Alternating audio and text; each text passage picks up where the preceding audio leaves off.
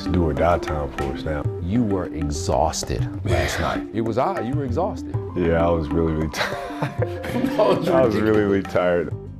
That's the rage boiling over. What's he like? What's it He's one of my favorite players I've ever played with.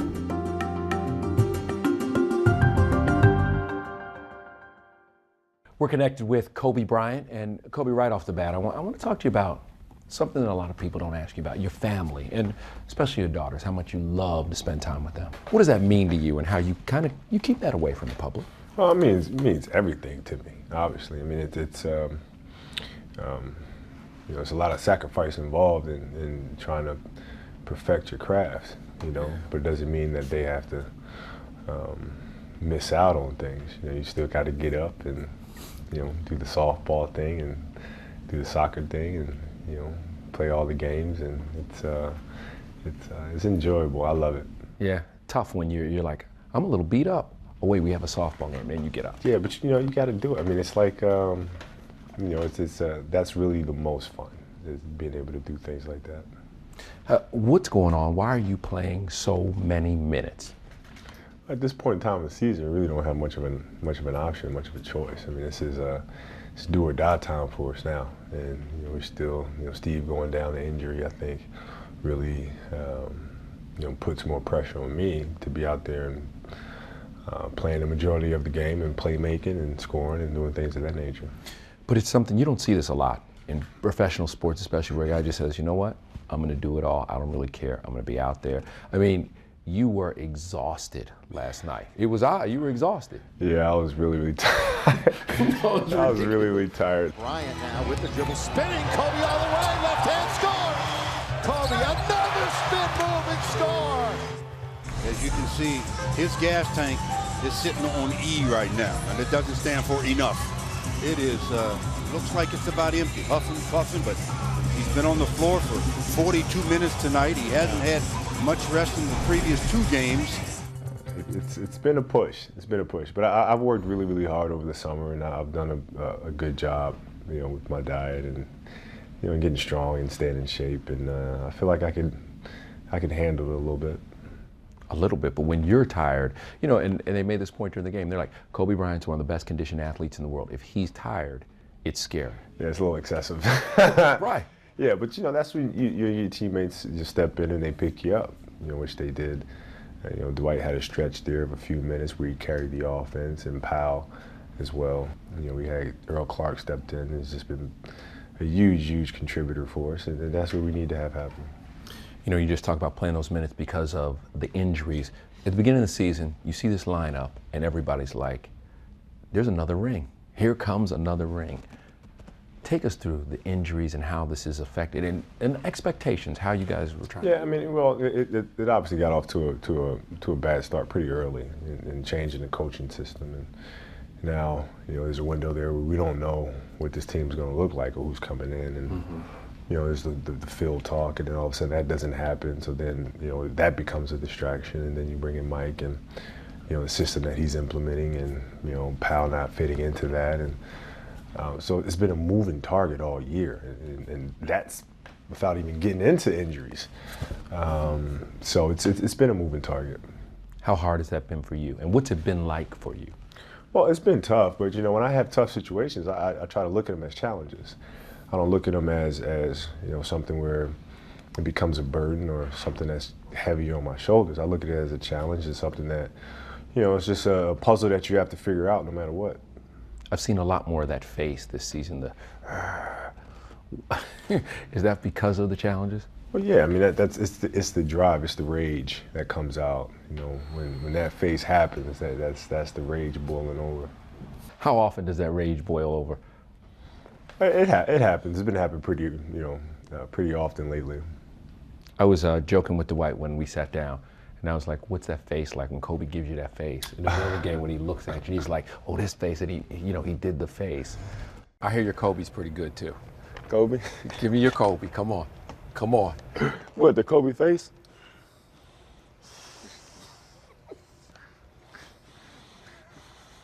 That's the face he makes when he makes a shot. When he makes that shot, he's like, that's it. Then if he get mad at me for turning the ball over or something, he'll give me the death stare.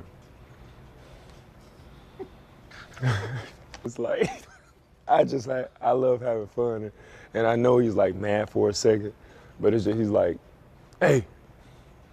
It's like he's trying to give you like the Superman, like laser beam eyes. So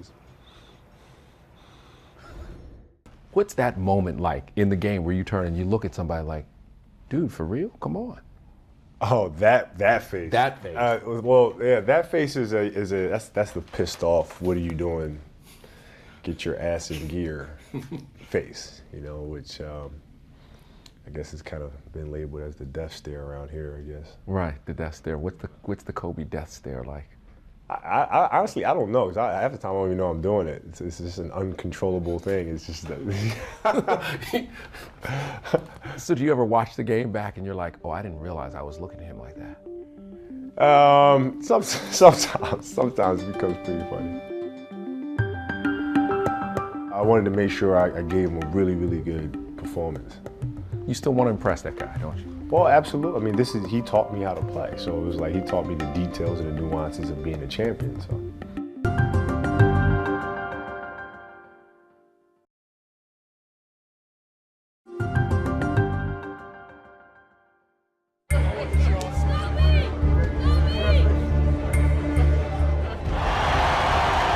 I just have to say congratulations. What you've done to this city, what you've meant to this city has been absolutely historical. I know you've played for other organizations, but you'll always truly be remembered by playing for one. I want to thank you for your dedication, your leadership, and the hard work that you put in. Congratulations. One word that would best describe you, Laker. Laker fans, give yourself a round of applause. You are the greatest fans on earth. Can you dig it? As you watch Shaq's number go up, there seemed to be a space for another jersey. Are you ready for that night? Yeah, I will be when it comes. Yeah, I mean, it's crazy to me because I'm driving to the game that night. I'm going down the tunnel, and I'm like, man, we're retiring Shaq's jersey tonight. But it was like, I swear it was yesterday. Like I was just driving down this tunnel, getting ready for a series against Sacramento with him in the locker room. I mean, it was just, where did the time go? It's crazy. Does that scare you a little bit? No, it's exciting, but at the same time, it's perplexing. You know what I mean? Like, what the? We were just here yesterday. You're the old guy now. I'm one of the old ones. That's for darn sure. You know what I mean? I mean, in comparison with some of these young kids that are running around now, yeah. Your favorite players to watch? All-time players? All-time players. The Holy Trinity: Jordan, Magic, Bird. That was it for me. That was right in my. When I was growing up. You know, because I remember Michael's time. I see Tim Grover every once in a while, and I'm like, hey, what's going on? Has he done some things for you? Well, yeah. I mean, he's we started working together years ago. Recommended actually by Michael, and we've been together ever since. What's so good about him? Well, he's methodical about his craft. You know, I play basketball. This is what I do best. There are certain people who really pay attention to their craft and really try to perfect it, and he's that for strength and conditioning. That's what he does. What did you do? Because you are back. You have the spring in your legs again. There's a youthful bounce to you. What did you do? Worked my tail off, man. That's really the end of it. You know, I had a really good summer. Was able to strengthen condition my body. Didn't really take a break this summer because I didn't have to, because I didn't have any injuries. I think the Olympic team, the experience helped out a lot because I was able to kind of play and stay in rhythm, but still wasn't overtaxing my body. And then obviously the diet and shedding weight and all that fun stuff, and the ice baths, and it's a lot of commitment. That's what I'm saying. You really do. Yeah, it's a lot of commitment. What is vino? Explain vino, because it's a phenomenon. That's vino. That's vino. That's vino. It's age as well. It gets better with age. Hey, you have now really become a Twitter phenomenon. Why have you adapted to Twitter? So, right, yeah, it's kind of crazy. Like, and you've had some really great Twitter moments. What is it about Twitter that how you've adapted so well to it? Well, I'm a smart ass at heart, so like Twitter is really, it's low hanging fruit for me. I mean, it's just, I just say what I feel and just leave it at that. So. You communicate though a lot with the fans. Yeah, well, that's the whole point. I mean, that's the purpose of me doing that, is to be able to have dialogue back and forth and with the fans. And what's the point of actually just doing a Twitter if you're not actually interacting with them? It doesn't make much sense.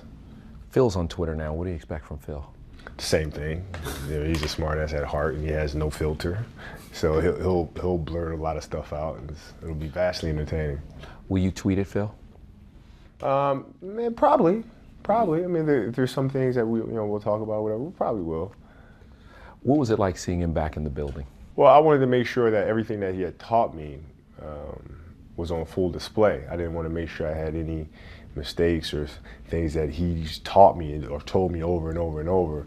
And that night I forget him, and I know he's sitting there like, how you forget? You know what I mean? So I wanted to make sure I gave him a really, really good performance. Give me an example of one of those things. Making sure I stay out of traffic and dribbling through traffic where there's a lot of bodies and the ball can be knocked loose and things like that. And I wanted to make sure I played a nice, clean, open game. You still want to impress that guy, don't you? Well, absolutely. I mean, he taught me how to play. So it was like he taught me the details and the nuances of being a champion. So. What is it, in your words, even though you're done talking about it, what is your relationship with Dwight like? It's like a brother relationship. I mean, one of the brothers who kind of like, you can have two siblings in a household that just don't have the same personalities. I know with my brother, and we had different personalities, time to time, I'd want to try and kill him.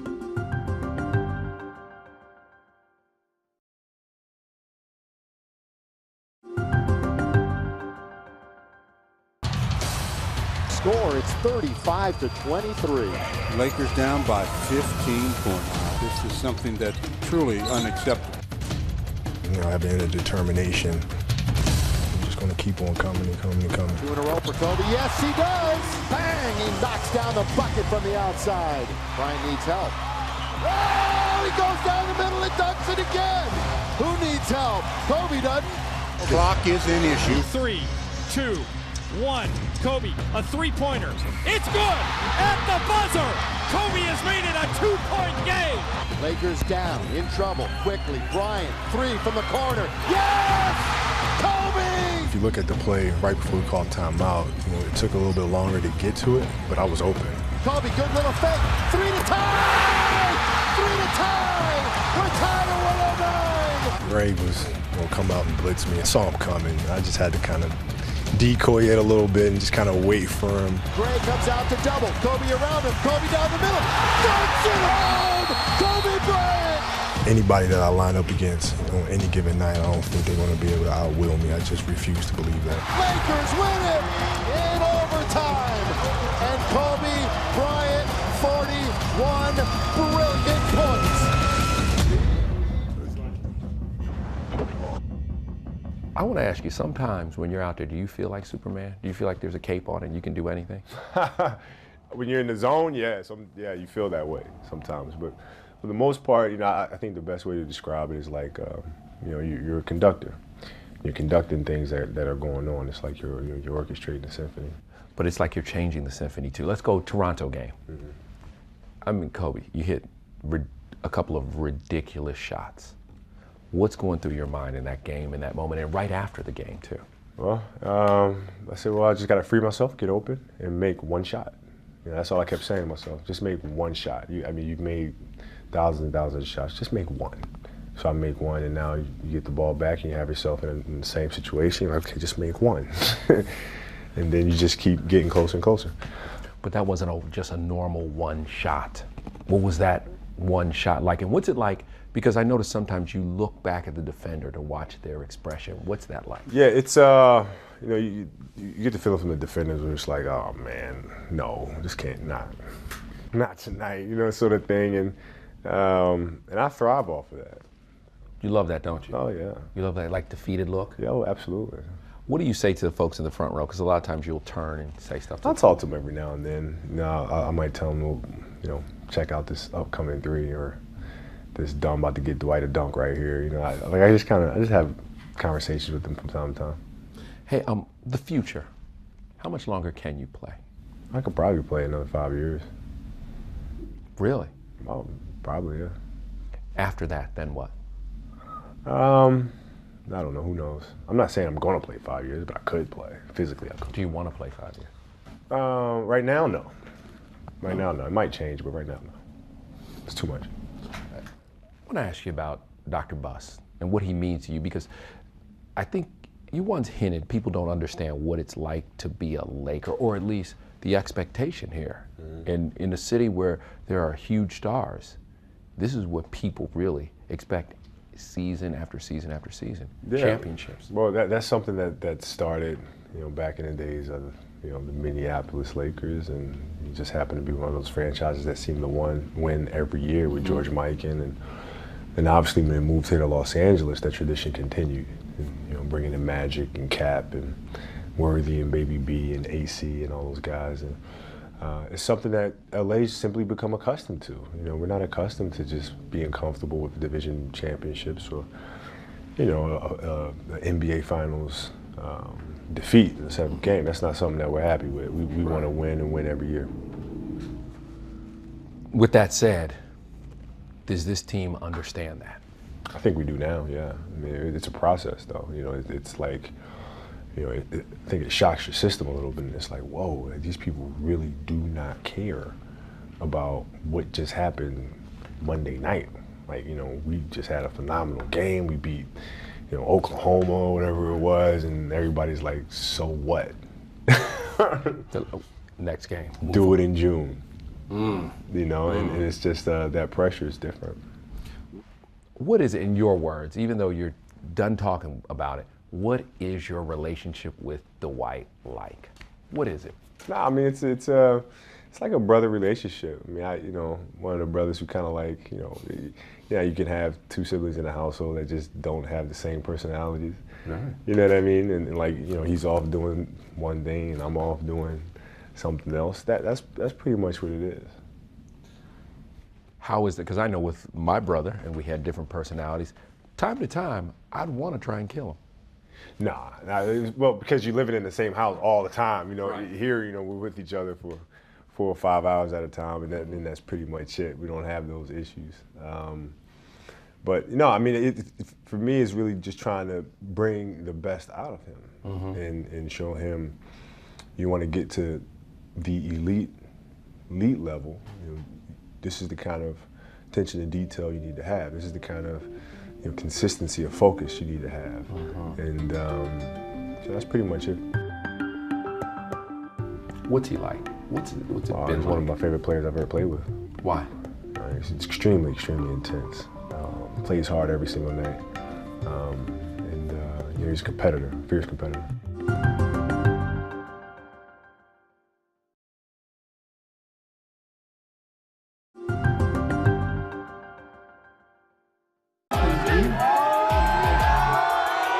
Much. See you, ready. Kobe going for 30,000. He can get it right there. 30,001. Congratulations, Kobe Bryant. What's up? How y'all feeling today? A little bit of turbulence, just a little bit, smidgen. What's up, my brother? How you doing, man? Doing good, doing good.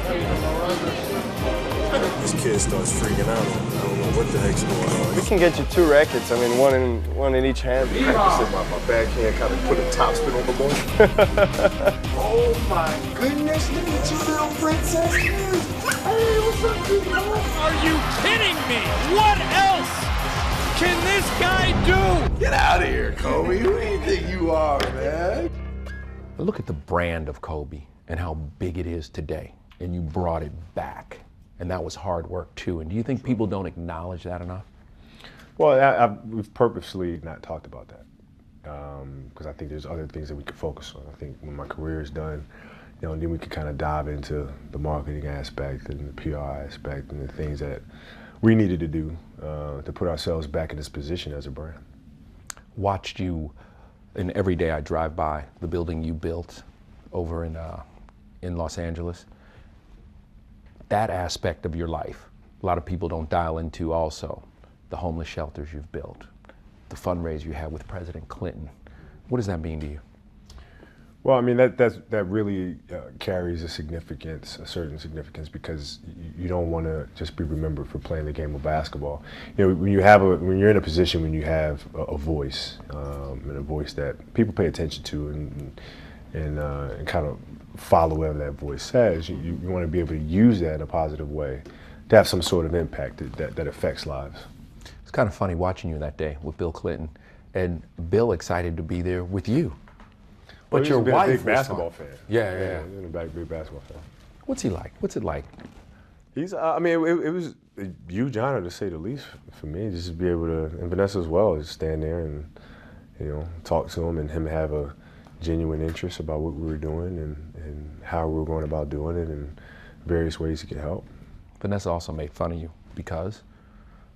I don't remember. More people wanted because of people. Oh yeah. He's a little bit more popular than I am. President Clinton, a little more popular.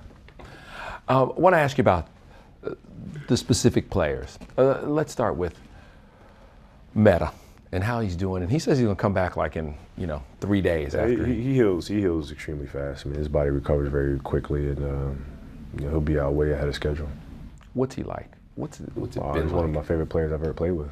Why? He's extremely intense. Plays hard every single night, and he's a competitor, fierce competitor. Powell. People love to get down on Powell. It's hard. I always keep saying those people are idiots. They don't know the game. Just don't know the game. What's Powell like? He's just a good person. Very intelligent basketball player. Very high basketball IQ. Understands community very well. Understands what's it like to be selfless and to help others be successful. What do you say? Because you talk to Powell a lot. What are you guys talking about on the court? Oh, what the defense is doing. I mean, we communicate very easily because we played together for so long, and we've seen pretty much every defense we could possibly see. So it's very easy for he and I to talk about what we're going to do next, or what happened with this last play. I mean, that's most of the times what we're talking about. When you're out there, what are you seeing, and what's going through your head? I'm just seeing what's going on the court, just seeing what's in front of me. No more, no less. As always, good talking to you. You got it, man. You got it. You're connected with Kobe Bryant.